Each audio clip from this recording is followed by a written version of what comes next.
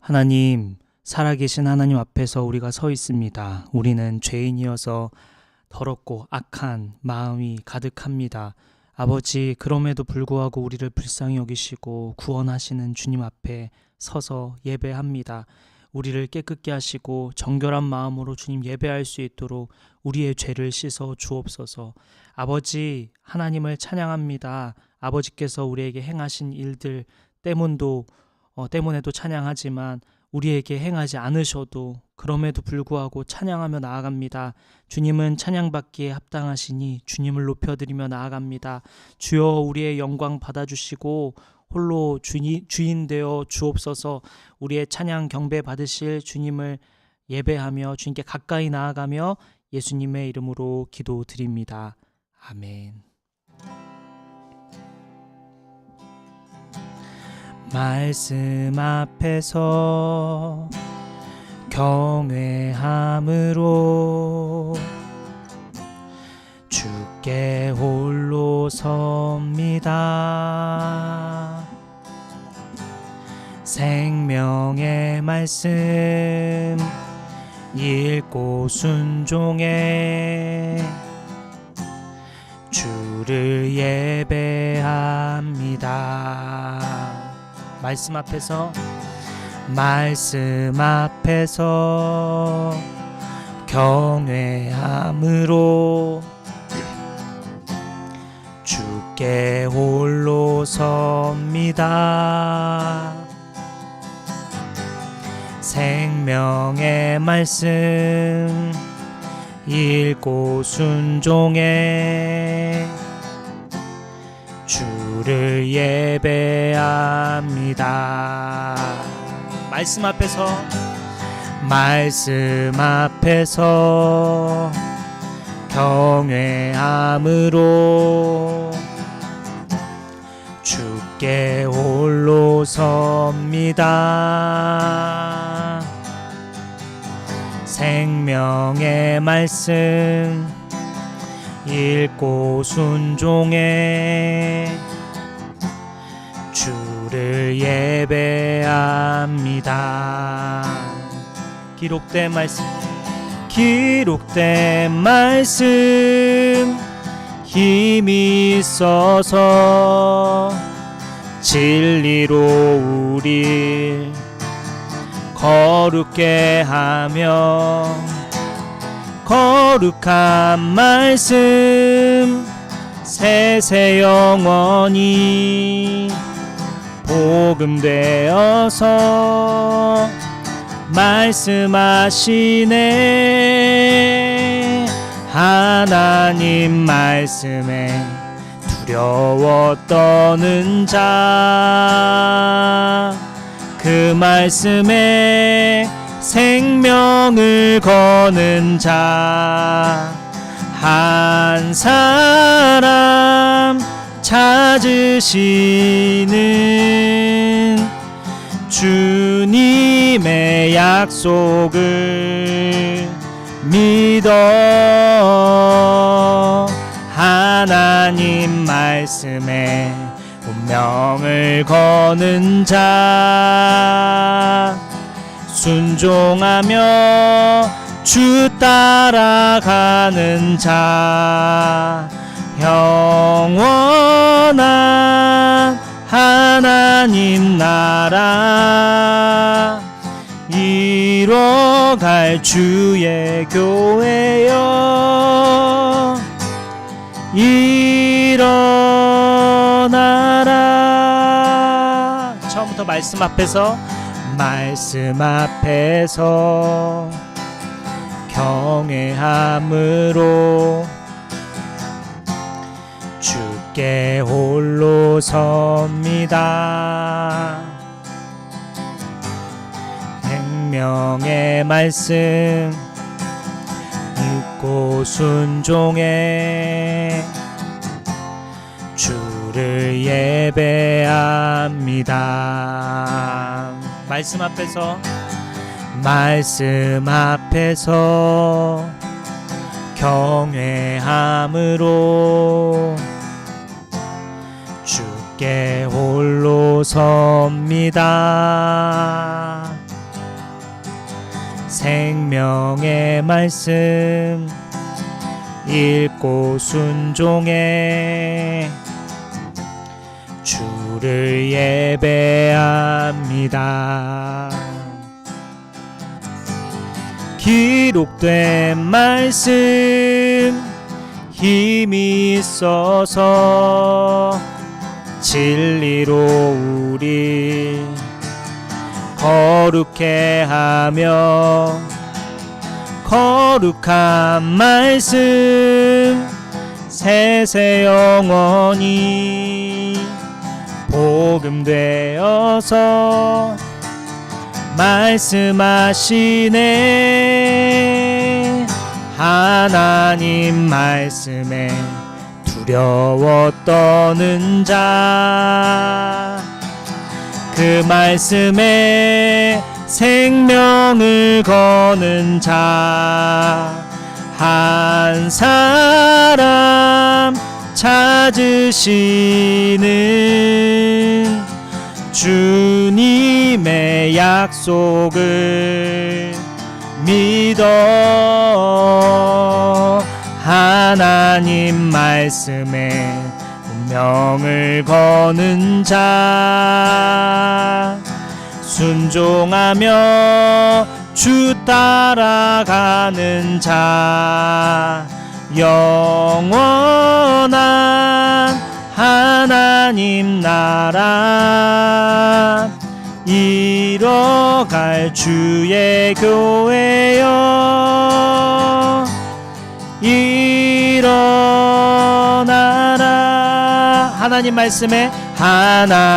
말씀에 두려워 떠는 자, 그 말씀에 생명을 거는 자 한 사람 찾으시는 주님의 약속을 믿어 하나님 말씀에 운명을 거는 자, 순종하며 주 따라가는 자, 영원한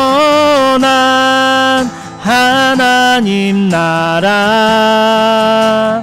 이뤄갈 주의 교회여 일어나라. 한 번 더 할까요?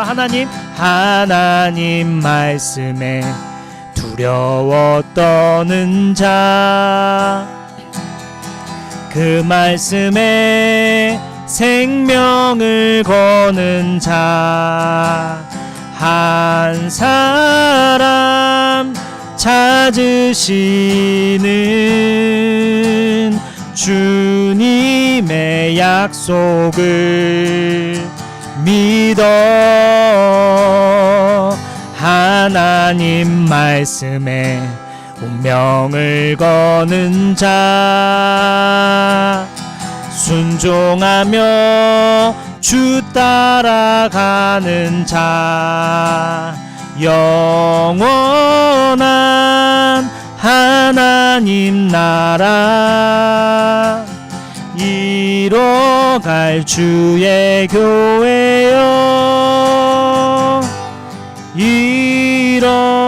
일어나라. 마지막으로 한 번 더 할까요? 하나님 말씀에 두려워 떠는 자, 그 말씀에 생명을 거는 자 한 사람 찾으시는 주님의 약속을 믿어 하나님 말씀에 운명을 거는 자, 순종하며 주 따라가는 자, 영원한 하나님 나라 이뤄갈 주의 교회여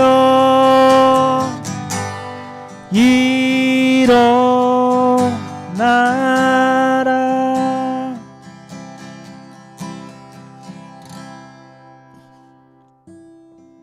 주 예수보다 더 귀한 것은 없네.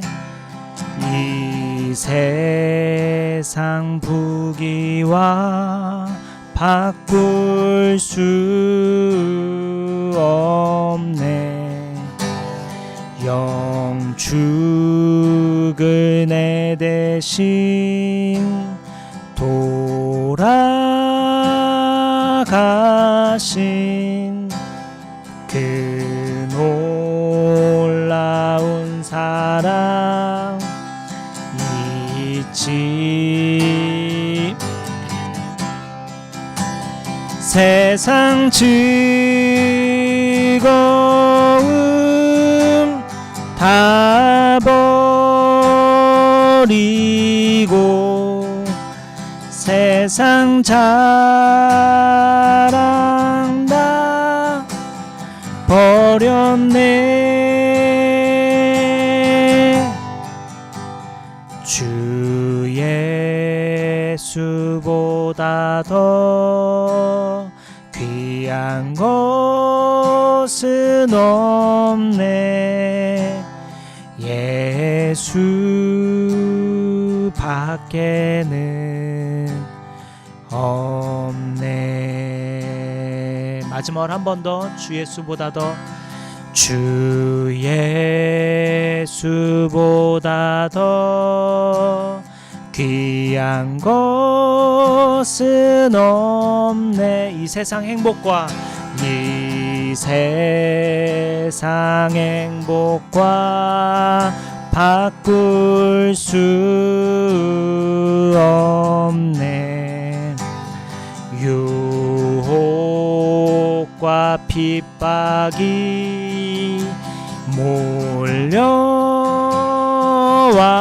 몰려와도 주 섬기는 내 맘 변치 않아.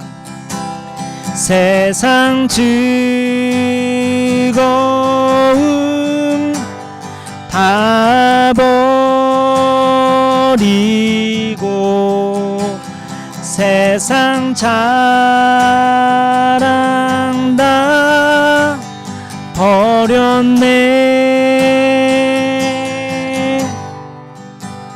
주 예수보다 더 귀한 것은 없네.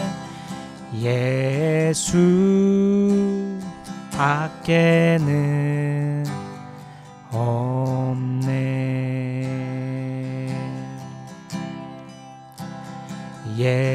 예수 밖에는 없네.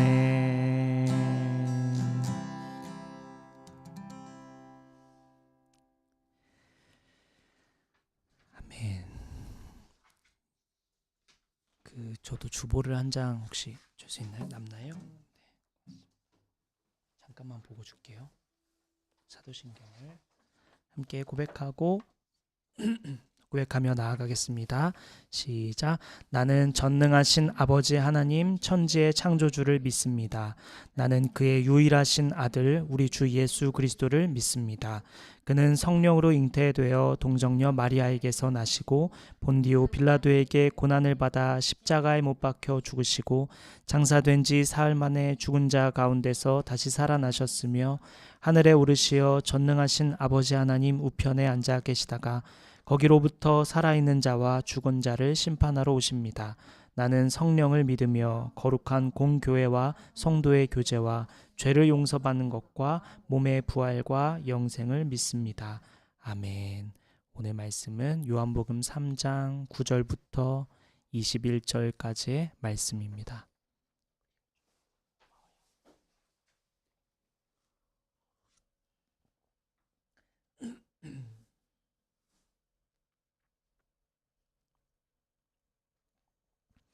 요한복음 3장 9절부터 11절까지의 말씀입니다. 21절까지의 말씀입니다.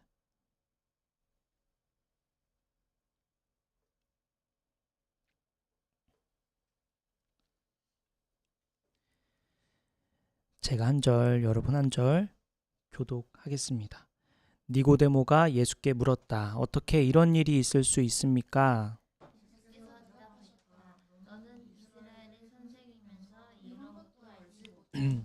내가 진정으로 너에게 말한다. 우리는 우리가 아는 것을 말하고 우리가 본 것을 증언하는데 너희는 우리의 증언을 받아들이지 않는다.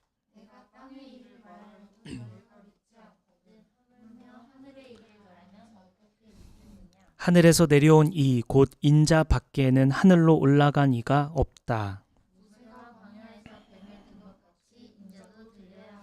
그것은 그를 믿는 사람마다 영생을 얻게 하려는 것이다.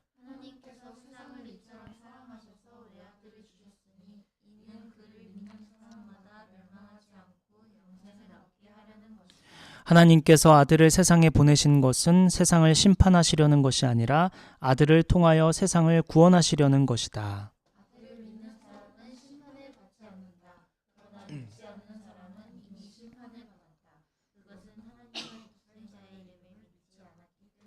심판을 받았다고 하는 것은 빛이 세상에 들어왔지만 사람들이 자기들의 행위가 악함으로 빛보다 어둠을 더 좋아하였다는 것을 뜻한다.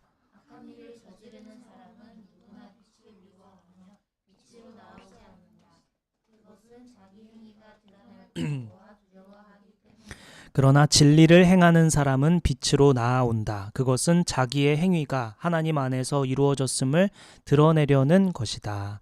아멘. 오늘 말씀은 AI 시대의 그리스도인이라는 제목으로 말씀을 나누겠습니다.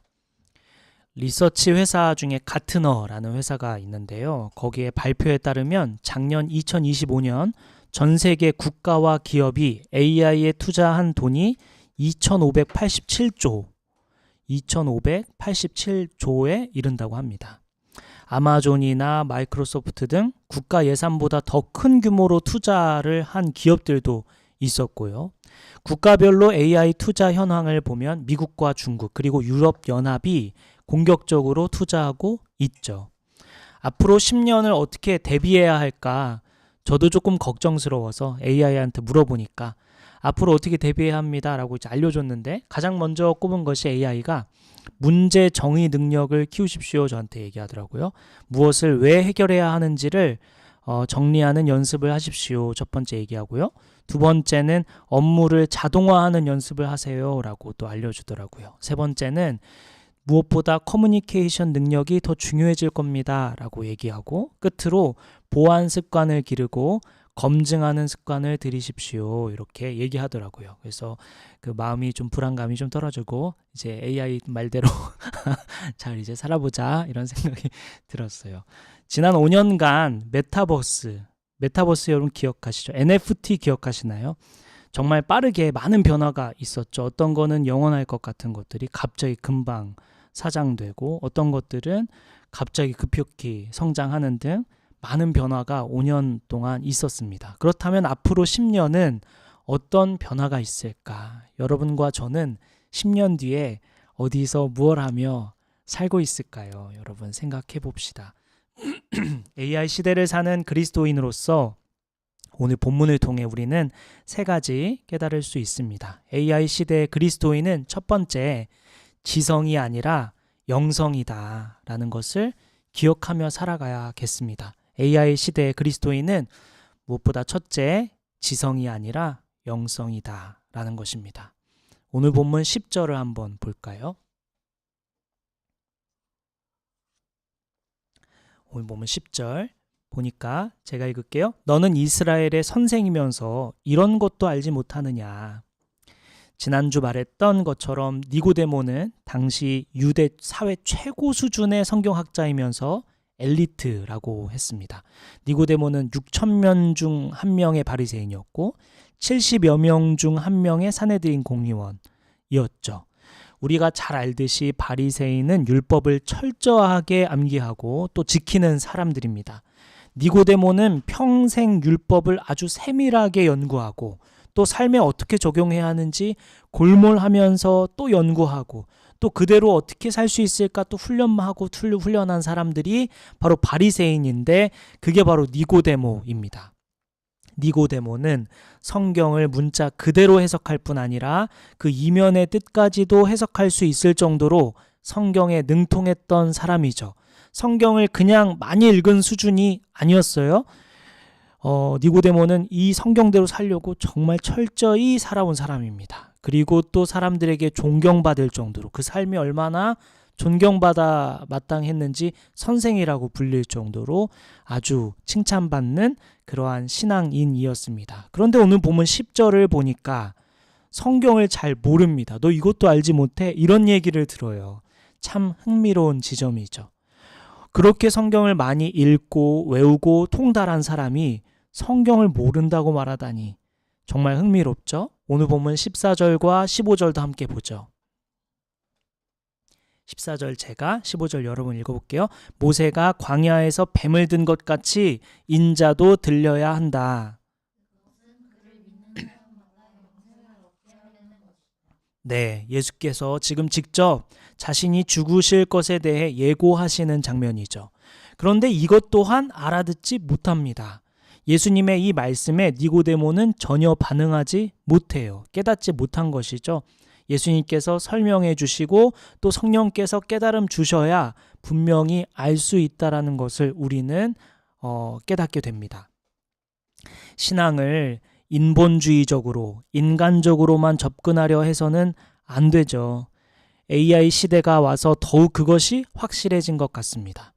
얼마 전에 KBS 추적 60분에서 신년 기획으로 멋진 신 아이의 세계 혹시 본 적 있는지 모르겠습니다. 당신의 직업은 안녕하십니까? 라는 다큐가 나왔어요. 근데 거기서 이제 한 명이 이런 말을 해요. 이제 컴퓨터 앞에 앉아있는 직업을 가진 사람은 다 위험하다고 봐야 합니다. 저는 이 다큐를 컴퓨터 앞에 앉아서 보고 있었는데 이 얘기를 하니까 나 위험하구나 이런 생각을 하게 되었습니다. 목사의 입장에서 생각해 보면요. 한국교회 초기 영어를 잘하는 목사는 설교 연구에 유리했었습니다. 다양한 자료를 참조하는 목사들은 설교를 잘하기에도 유리했죠. 시간이 지나면서 좋은 번역본들이 많이 생겼고 설교는 어느 정도 평준화되었습니다. 그리고 다음으로는 교육훈련 분야도 마찬가지인데요. 이 또한 더 정보를 많이 얻을 수 있는 사람이 유리했어요. 지금은 어떨까? 자료가 부족해서 설교나 교육훈련을 못하는 경우는 없죠. 자료는 넘칩니다. 시간이 가면 갈수록 이러한 성경적 지식은 더욱 상향 평준화 되겠죠. 제가 지구촌 교회에 있을 때 목사님보다 더 많이 성경 연구하는 성도들이 있었어요. 은퇴 이후에 신학 공부를 하신 다음에 하루에 몇 시간씩 성경을 해석하는데 시간을 쓰는 사람들이 있었습니다. 앞으로는 다양한 AI 툴로 목사보다 더 성경을 입체적으로 보는 사람들이 생겨나겠죠. 다만 그 지식이 신학적으로 옳은가 하는 문제는 남아 있겠습니다. 다시 목사의 입장에서 AI 시대에 필요한 역량이 무엇일까 보면 단순히 지식은 아닐 것입니다. 오늘 본문을 통해 생각해 보면 영성이죠. AI는 영성을 대체할 수 없겠습니다. 이것은 비단 목사에게만 해당되는 말이 아니라 그리스도인은 선교사다. 제가 계속 지속적으로 최근 얘기하고 있는데 세상 가운데서 그리스도인은 세상 사람과 무엇이 달라야 할까? 지식이 아니죠. 인성과 영성입니다. AI 시대 그리스도인은 지식보다 인성 훈련에, 지식보다 영성 훈련에 더 힘을 써야 하죠. 지식적으로는 니고데모를 따라올 사람이 몇 없을 겁니다. 당대 최고의 권위자였으니까요. 그런데 예수님의 말씀을 이해하지 못합니다. 단순히 성경을 얼마나 잘 외우고 있고 잘 아는 것만으로는 신앙의 성숙이 이루어지지 않는다는 의미입니다. 그러니 우리는 각자 주중 예배를 사수하고 있지만 여러분 꾸준히 큐티를 하든 꾸준히 말씀을 읽든 꾸준히 기도를 하든 이렇게 꾸준히 하고 있다는 사실만으로 만족하거나 안심해서는 안 됩니다. 성경을 아는 것이 신앙의 성숙을 보장하는 게 아니죠. 실제로 나는 성경대로 얼마나 내 마음을 고쳤는가, 내가 내 말을 얼마나 고쳤는가, 내 행동이 얼마나 변화되고 있는가, 내가 얼마나 성령에 민감하게 순종하고 있는가가 더 훨씬 중요한 시대입니다. 이번 주도 우리 각자 자리에서 성경과 기도로 하루를 보내겠지만 그에 못지않게 우리 내 마음을 돌아보고 내 태도를 돌아보고 내 말을 돌아보고 행동을 돌아보면서 성령에 순종하며 살아가고 있는지 자신을 돌아보며 나아가는 저와 여러분 됐으면 좋겠습니다. AI 시대 그리스도인은 첫째, 지성이 아니라 영성이다 라고 얘기했어요. 우리는 지성을 길러가야겠지만, 그리스도인으로서 알아가야겠지만 무엇보다 영성을 놓쳐서는 안 된다 라고 얘기했습니다. 그렇다면 두 번째는 뭘까? 둘째, 판단이 아니라 살림이다. 판단하는 것이 아니라 살리는 것, 판단이 아니라 살림입니다. 오늘 보면 3장 16절부터 17절 말씀 한번 보죠. 16절 제가 읽고요. 17절 여러분 읽어주세요. 하나님께서 세상을 이처럼 사랑하셔서 외아들을 주셨으니 이는 그를 믿는 사람마다 멸망하지 않고 영생을 얻게 하려는 것이다.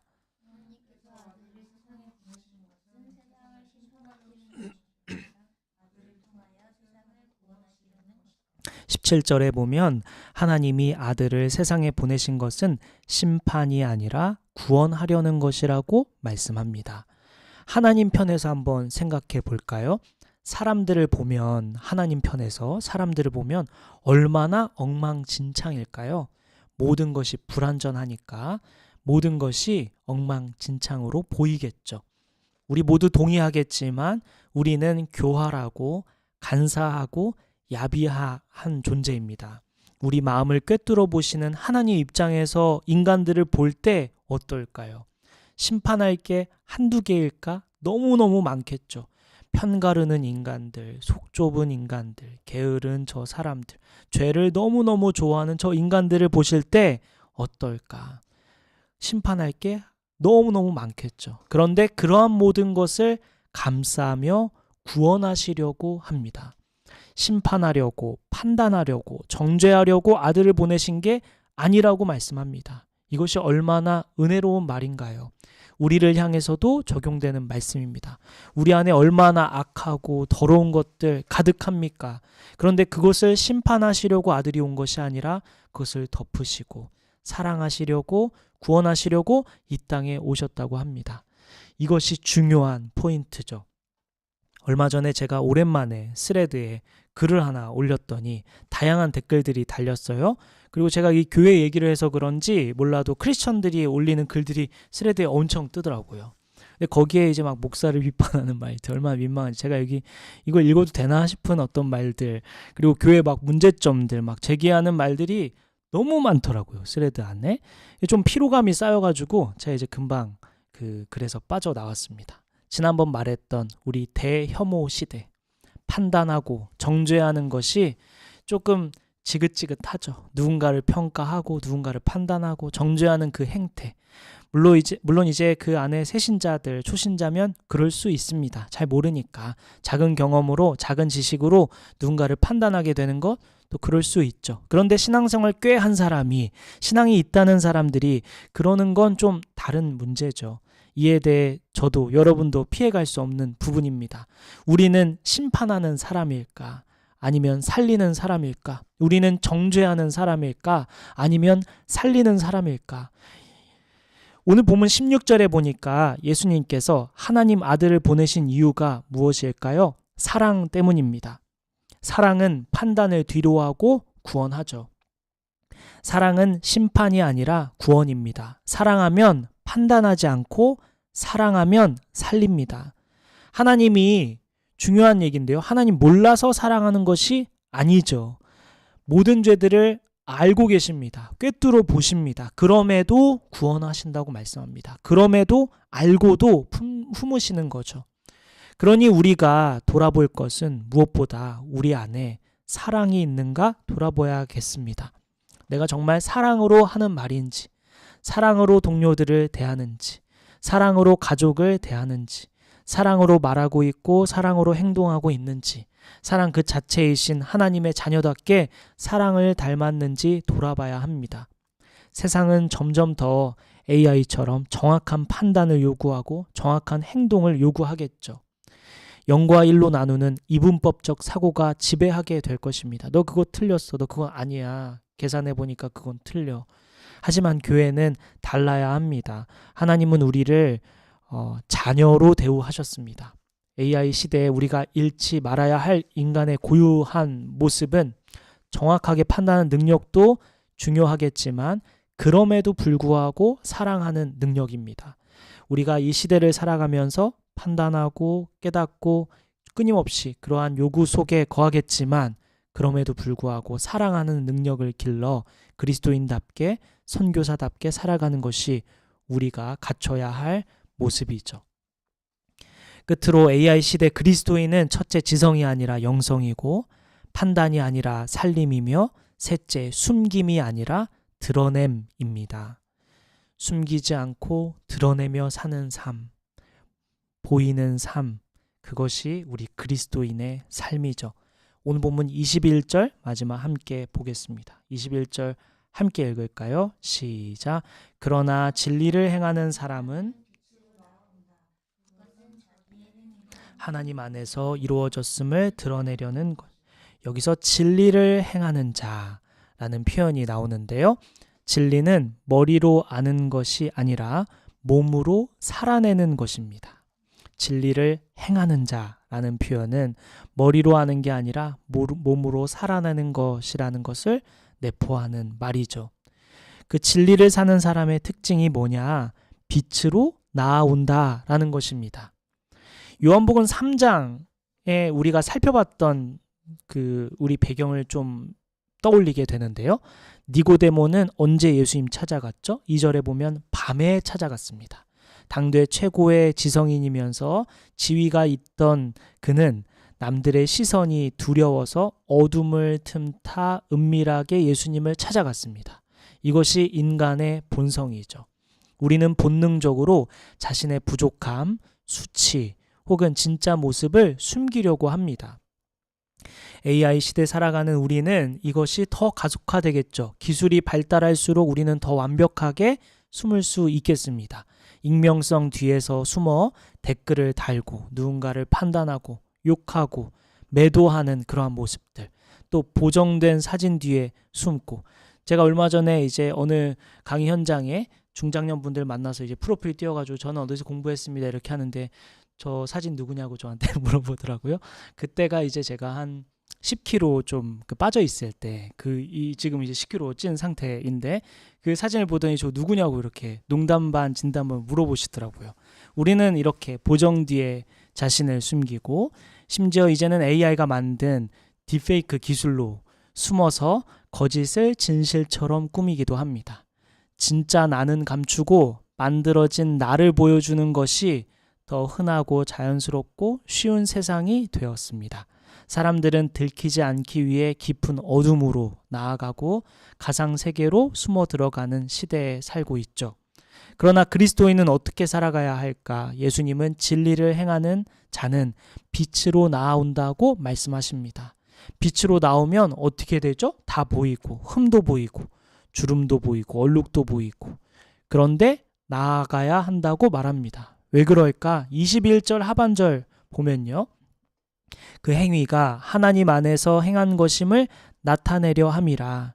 내가 착하게 살아서 자랑하려고 나가는 게 아니라, 나를 봐라, 나는 이렇게 완벽하다라고 외치기 위함이 아니라, 빛으로 나아오는 이유는 하나, 나 같은 죄인도 하나님이 붙드셔서 이렇게 살 수 있게 되었어요. 내 삶에 선한 것 하나도 없는데 주님이 나를 품어주셨어요. 나 이렇게 부족하고 연약한데 하나님이 나를 사랑해 주셨어요. 나를 살려주셨어요.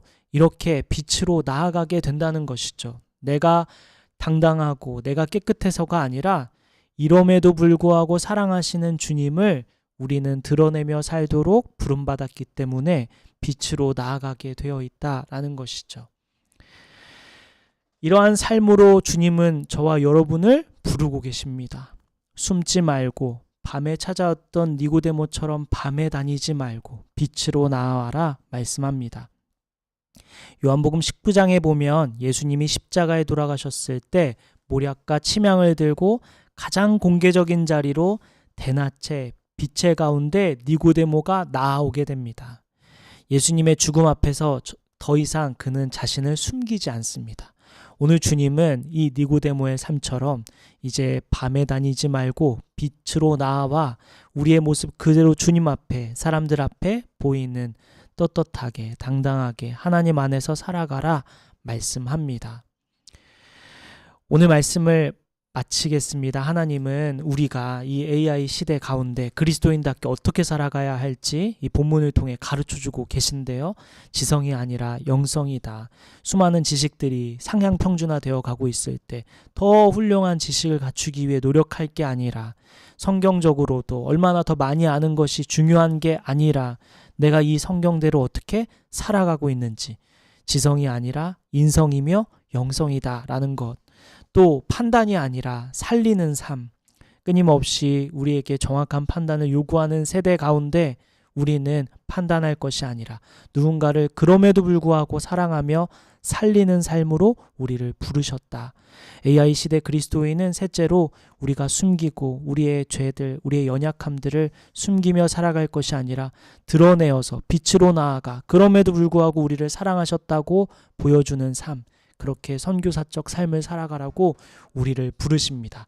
여러분 오늘 이 말씀을 붙들고 이번 한 주 어떻게 살아갈지 하나님 앞에서 기도하며 나아갔으면 좋겠습니다. 우리 기도할 때 하나님 말씀을 통해 오늘 이번 주 살아가라고 하시는 말씀 무엇인지 주님 제가 붙듭니다. 무엇을 붙들고 살아가기 원하십니까?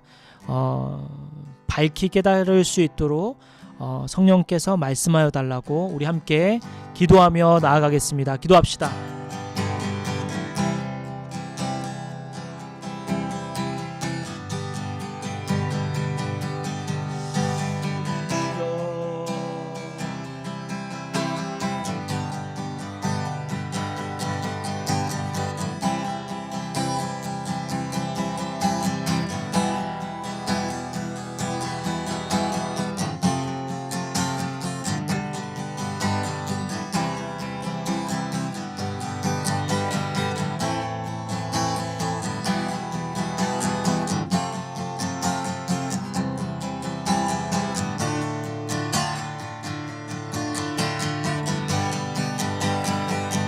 하나님 말씀에 두려워 떠는 자, 그 말씀에 생명을 거는 자, 한 사람 찾으시는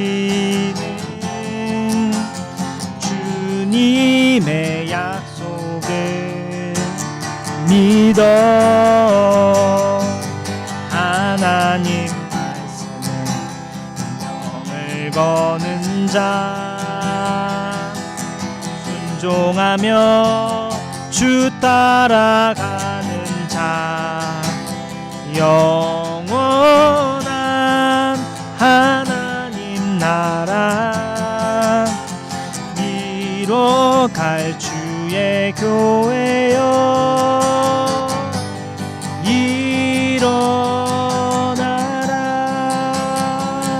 하나님 말씀에 두려워 떠는 자, 그 말씀에 생명을 거는 자, 한 사람 찾으시는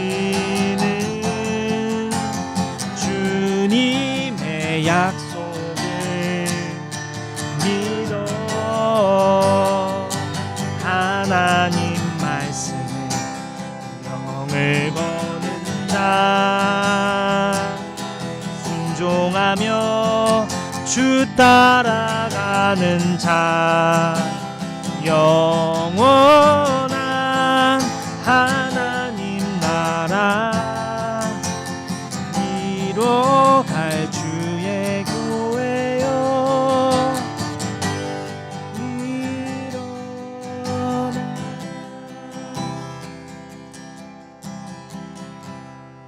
우리 마지막으로 기도할 때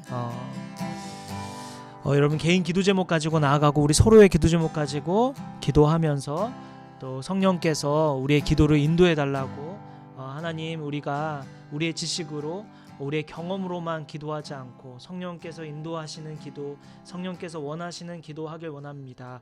아버지 우리의 입술을 통해 저의 마음을 통해 하나님 어떤 기도하길 원하십니까? 주여 말씀하여 주옵소서. 순종하겠습니다. 이렇게 기도하고 생각나는 대로 우리 함께 기도하며 나아가겠습니다. 기도합시다.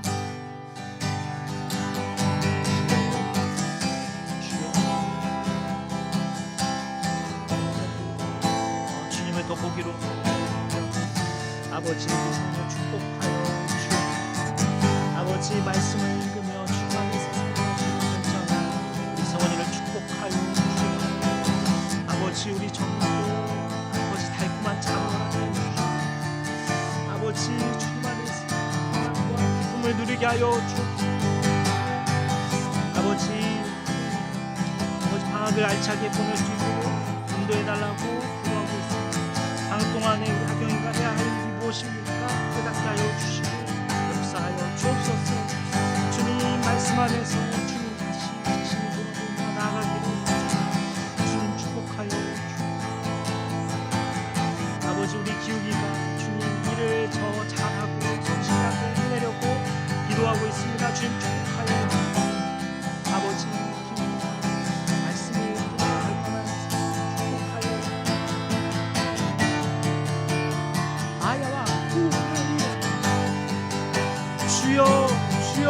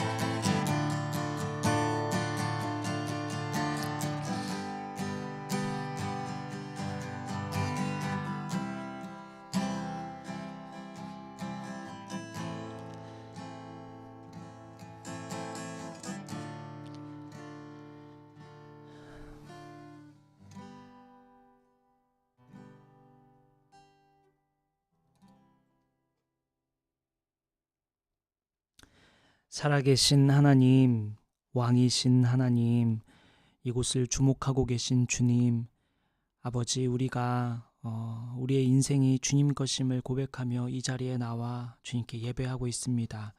우리의 삶이 우리 것이 아니며 우리가 가지고 있는 모든 것이 주님 것임을 고백하며 이렇게 주님 앞에 섰습니다. 아버지 우리의 영광 받아주시고 우리의 삶을 통해 주님 뜻을 이루어 주옵소서.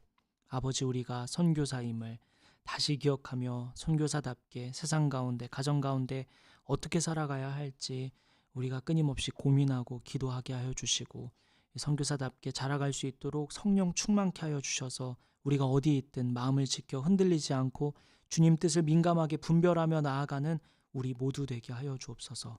한 주간의 삶을 주님 손에 올려드립니다. 성령께서 인도하신 대로 순종하며 나아가는 우리 모두 삶이 되게 하여 주시고 다음 주에 우리가 간증들 들고 나와 주님을 높여드리고 주님 안에서 은혜를 나누는 귀한 시간 될 수 있도록 한 주를 지켜 보호하여 주옵소서. 이 모든 말씀 우리의 길이요 진리요 생명이신 우리를 위하여 죽으시고 다시 사신 우리의 왕이신 예수님의 이름으로 기도드립니다. 아멘. 축도하겠습니다. 이제는 우리 주 예수 그리스도의 은혜와 하나님의 크신 사랑과 성령님의 감화 감동 교통 역사하심이 오늘날 이 시대에 그리스도인답게 살아가기로 결단하는 선교사답게 자라가기로 결단하는 저와 여기 모인 성도들과 온라인으로 예배하는 모든 성도들 머리 위에 지금부터 영원까지 함께해 주시기를 간절히 기도하며 축원하옵나이다. 아멘.